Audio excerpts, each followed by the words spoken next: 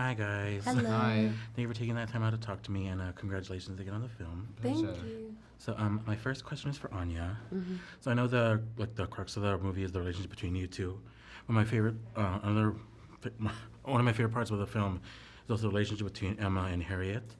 So I was wondering if you could talk about their dynamic and their love for each other and their friendship, especially because it's always good to see like women's relationships with each other on screen. Yeah. Oh, thank you so much. Yeah, no offense to Johnny, that relationship is very, very special to me. And Mia and I had actually been best friends for 4 years prior to doing the movie, so having the opportunity to do it together was really special. And she's just the best. Like it's working with her. We don't really need to talk to each other because we have such an emotional shorthand. And so even though it was difficult at times to be as condescending as Emma can be towards Harriet, I always had my buddy that was like, no, this is good acting. Like, you're doing a good job and don't worry about it. And there were a couple of moments where there was just no acting required, and it was really just Mia and Anya just being together, which was special. Yeah. And even though Emma was written like centuries ago, literally, it's still very modern, and that has themes about like women and their societal pressures for marriage. So I was wondering if you guys could talk a little about that aspect of the film, and what was it like being a part of something so timely and relevant to this day, even if it was, like I said, written centuries ago.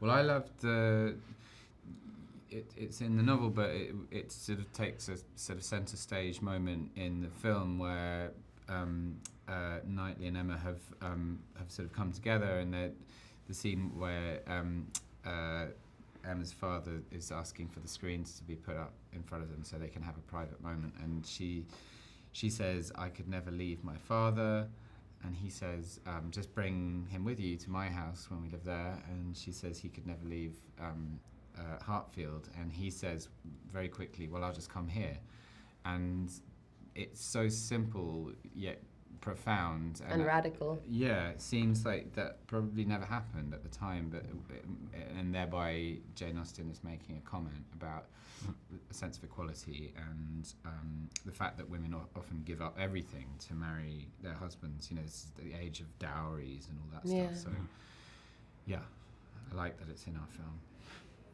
And just to wrap things up for Anya, this isn't your first period movie. You did The Witch in 2015, but you've also done like a lot of modern like sci-fi stuff too.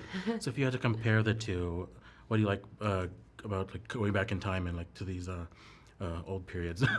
Well, what's funny about that is that people, because period dramas are set such a long time ago, people almost treat them like sci-fi. It's like they're not real human beings. And I've always just loved bringing humanity to characters. I find humanity really interesting because it's messy and it's gross and it's fascinating. And so, yeah, I don't really have a preference as long as I get to keep playing 3D, interesting, messy characters. Yes, I love mess too. And I think that's all. Thank you so much. Thank you so again. much.